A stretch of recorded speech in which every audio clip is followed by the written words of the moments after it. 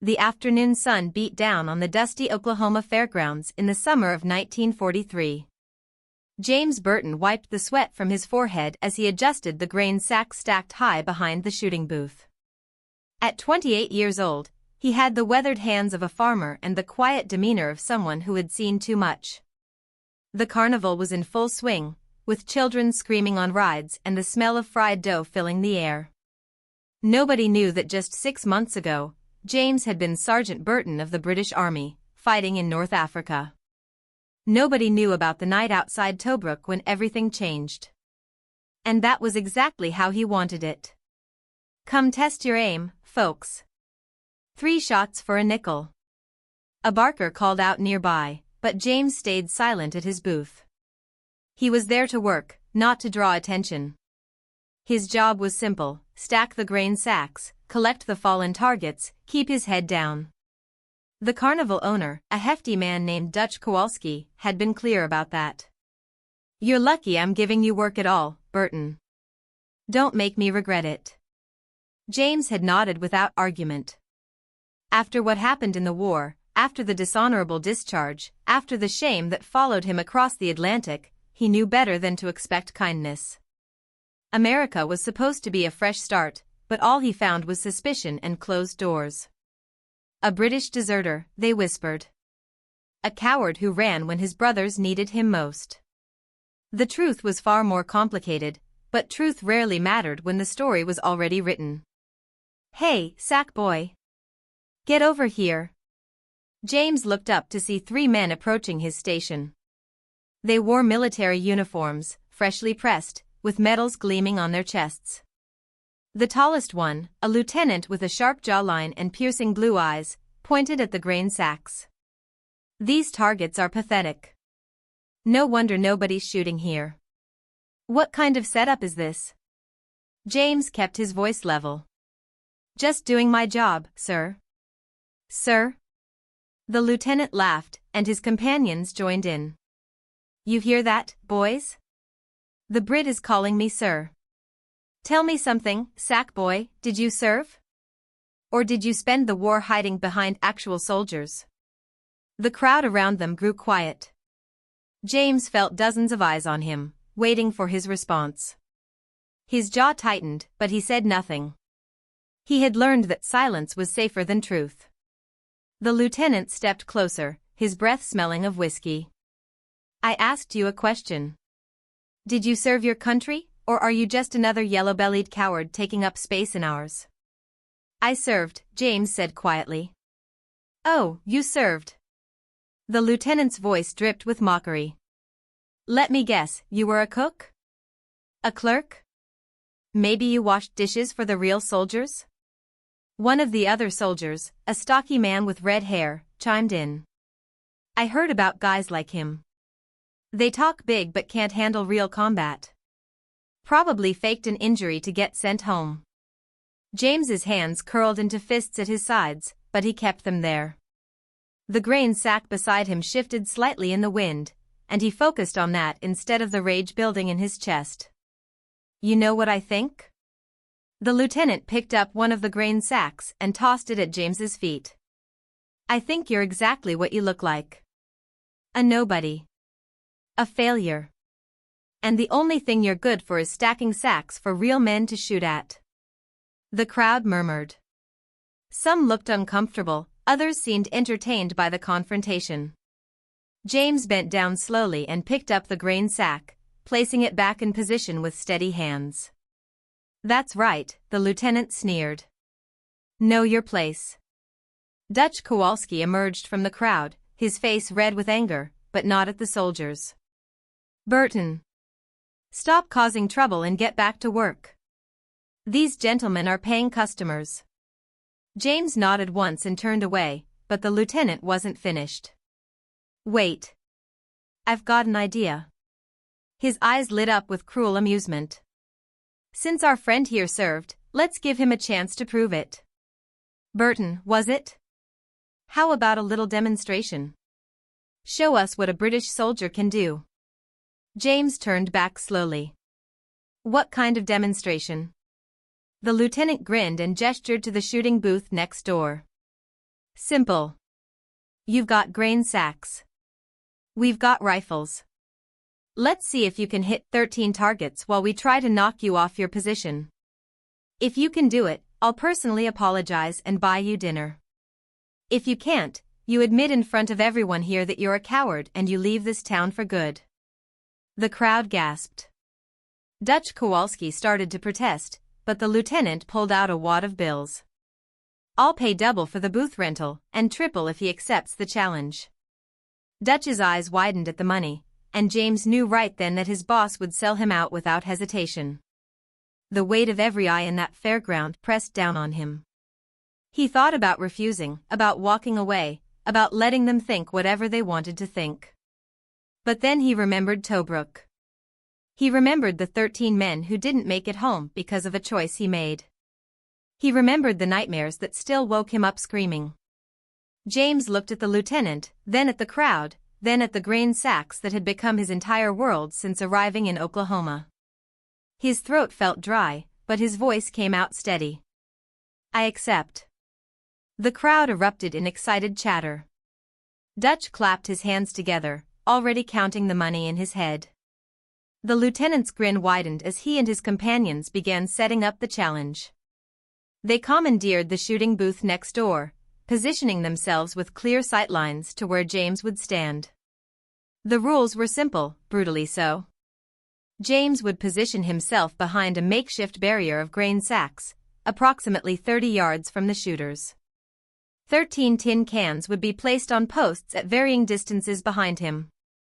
His job was to turn and shoot all 13 targets with the old carnival rifle while the 3 soldiers fired at the grain sacks around him, trying to destabilize his position or rattle his nerves enough to make him miss. "They won't shoot directly at you," the lieutenant said with a smirk that suggested he might anyway. "But those sacks are fair game. And if you flinch, if you run, if you quit, the whole town will know exactly what you are." James said nothing. He took his position behind the stacked grain sacks, feeling their rough texture under his palms. The carnival rifle felt light in his hands, almost toy-like compared to the Lee Enfield he had carried through the desert. Behind him, someone had arranged the 13 tin cans in a pattern that would require him to pivot and aim quickly, exposed with each shot. The crowd had swelled to nearly 100 people now. Word had spread fast through the fairground. James could hear their whispers, their speculation, their excitement at witnessing either a triumph or a humiliation. "On your mark," the lieutenant called out, raising his rifle. James closed his eyes for just a moment. In his mind, he was back in North Africa, dirt in his mouth, the smell of cordite thick in the air. He remembered Lieutenant Thomas Whitmore's voice crackling through the radio, "Burton, hold that position. 13 men are counting on you to cover their retreat. Do not abandon your post." But he had abandoned it. When the German artillery started falling, when the machine gun fire ripped through the sandbags, when every instinct screamed at him to run, he had made a choice. He had held his position, kept firing, provided the cover fire that allowed those 13 men to escape across the exposed ground. All 13 had made it out alive.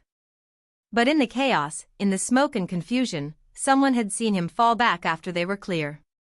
Someone had reported it differently. And by the time James woke up in the field hospital 3 days later, the story was already written. Sergeant Burton had broken under pressure and retreated, leaving his post while his brothers were still in danger. The military tribunal had been swift. Dishonorable discharge. Coward. Deserter.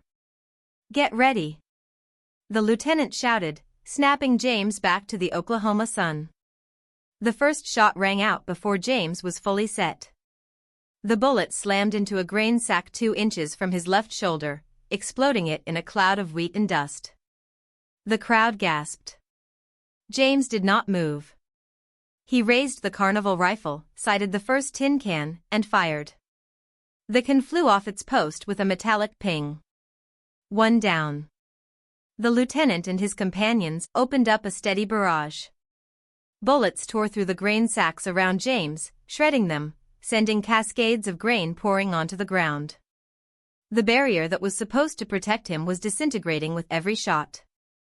James pivoted smoothly, found the second target, squeezed the trigger. 2 down. A bullet whizzed past his ear, so close he felt the heat of it. Someone in the crowd screamed. James chambered another round, his movements fluid and practiced, muscle memory taking over. Third target eliminated. The grain sacks on his right side collapsed completely, leaving him exposed. The red-haired soldier adjusted his aim, firing 3 rapid shots that destroyed the remaining cover on that flank. James was now standing almost completely in the open, vulnerable, with 10 targets still to hit. "He is not even sweating," someone in the crowd whispered. James turned 45 degrees, acquired the 4th target, fired. The tin can spun through the air. He worked the bolt action without looking at it, his eyes already finding the 5th target. Another shot. Another hit. The lieutenant's face had changed from amused confidence to something darker. He fired faster now, more aggressively, trying to kick up dirt near James's feet, trying to force him to move, to flinch, to break. But James stood rooted to his spot like the grain sacks that had once surrounded him, now reduced to torn fabric and scattered weed at his feet. 6 down. 7 down. 8 down.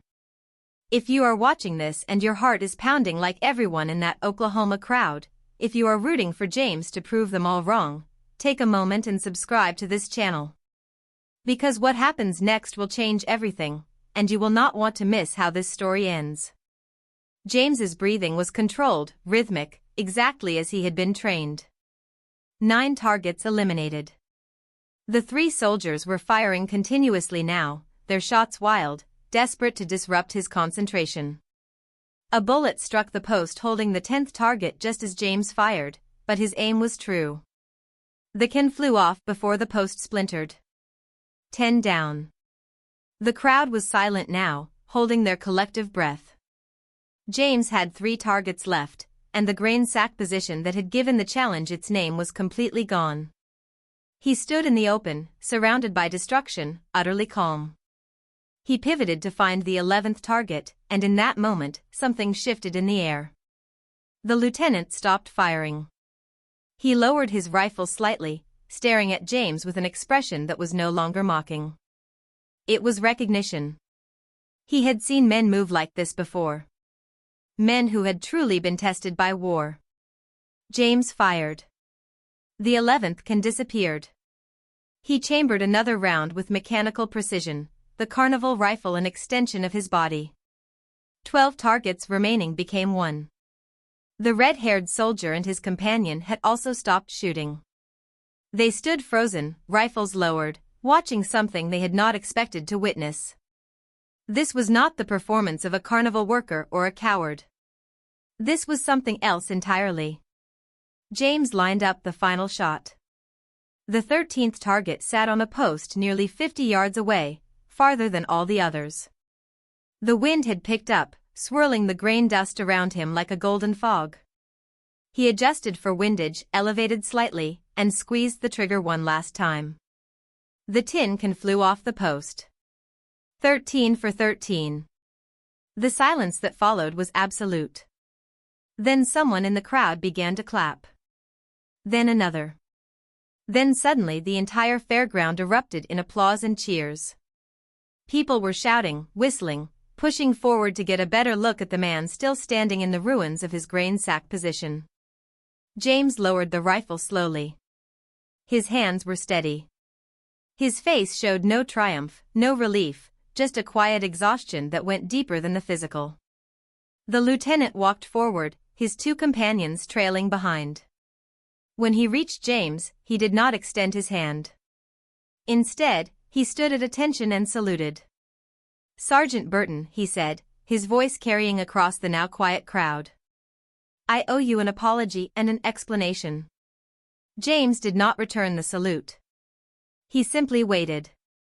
The lieutenant reached into his jacket and pulled out a folded document. "My name is Lieutenant Colonel Richard Hayes. I served in North Africa under General Montgomery. 3 months ago, I was asked to investigate a case that never sat right with me. a British sergeant who was dishonorably discharged for abandoning his post during a critical operation outside Tobruk. James felt his chest tighten. The official report said you retreated under fire, Hayes continued. But 13 men who made it home that night told a different story. They said you stayed on that position for 27 minutes under artillery bombardment and machine gun fire. They said you provided covering fire that saved all their lives. They said you only fell back after taking shrapnel to the leg and losing consciousness from blood loss. The crowd murmured in confusion and growing understanding. Hayes unfolded the document. The officer who filed the report against you was found to be falsifying records to cover his own failures. He is currently facing court-martial. Your discharge has been overturned, Sergeant Burton. Your record has been cleared. And the British Army would very much like you to come home. James stared at the paper in Hayes's hand. Words swam before his eyes. Honorable service. Exemplary courage. Formal apology. Reinstatement offered. I was sent to find you and deliver this personally, Hayes said quietly. James took the document with trembling fingers. The paper felt heavier than any rifle he had ever carried. He read the words once, twice, 3 times, as if they might disappear if he looked away. The crowd pressed closer, sensing the magnitude of what was unfolding. Dutch Kowalski stood at the edge, his face pale, realizing he had been on the wrong side of history. The carnival sounds seemed distant now, muted by the weight of truth finally spoken aloud. Why? James's voice cracked. Why did it take so long? Hayes's expression darkened. The officer who filed against you had connections, political weight. He buried the testimonies of your men, intimidated witnesses, made it seem like they were confused by the chaos of battle. But one of those 13 men you saved was the son of a parliament member. He never stopped fighting to clear your name.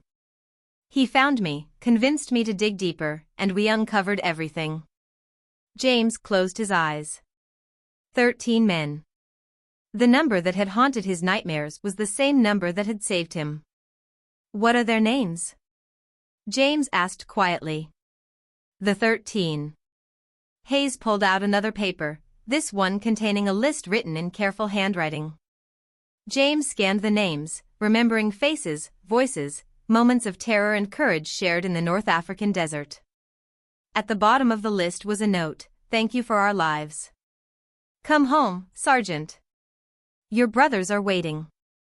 The lieutenant who had challenged him, the stocky one, stepped forward awkwardly.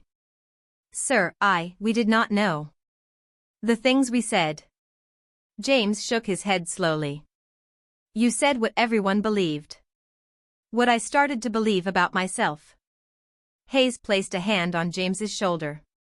The British Army is offering full reinstatement with back pay and promotion to staff sergeant.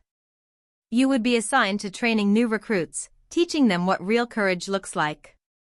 Or, if you prefer, you can accept this formal apology and choose to remain here in America as a free man with an honorable record. The choice is entirely yours. The crowd waited. James looked down at the scattered grain and torn sacks around his feet, the remnants of the position he had held. He thought about the months of hiding, the shame he had carried, the identity he had buried. Then he thought about Lieutenant Whitmore's voice on the radio that night in Tobruk. Hold that position, Burton. They are counting on you. He had held it then. He had held it today. And somewhere across the ocean, 13 men were living lives they might not have had if he had broken.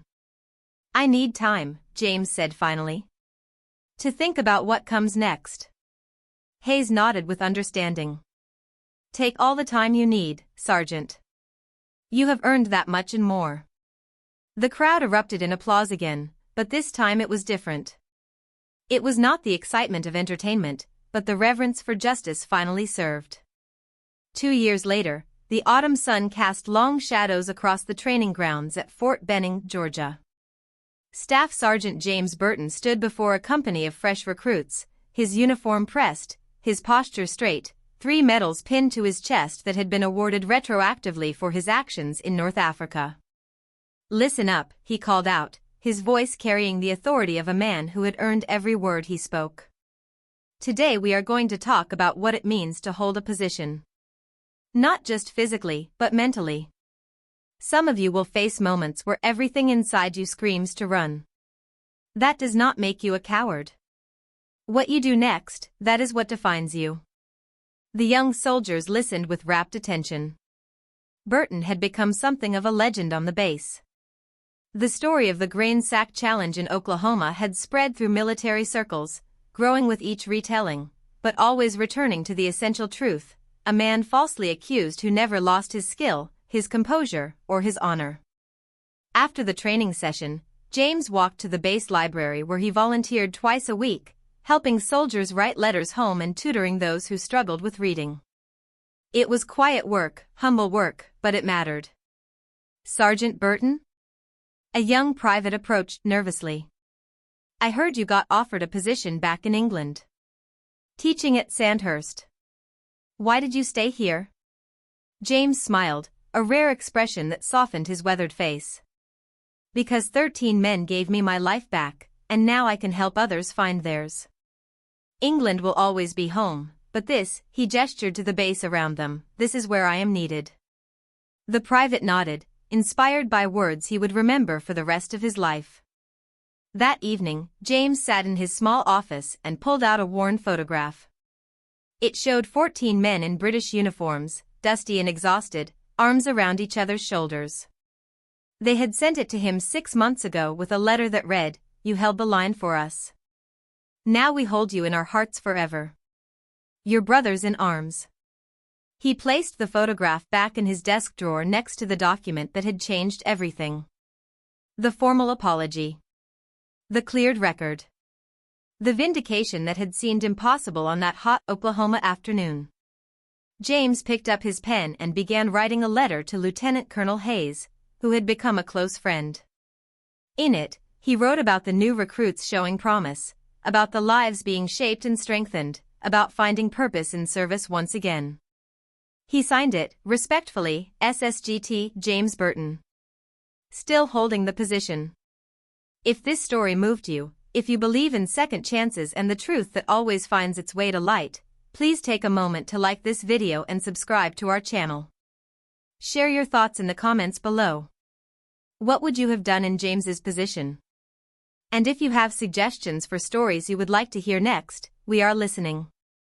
Thank you for being here until the very end. Your support means everything, and it helps us continue bringing these powerful stories to life. Until next time, remember, sometimes the greatest battles we fight are not against enemies, but against the lies that try to define us.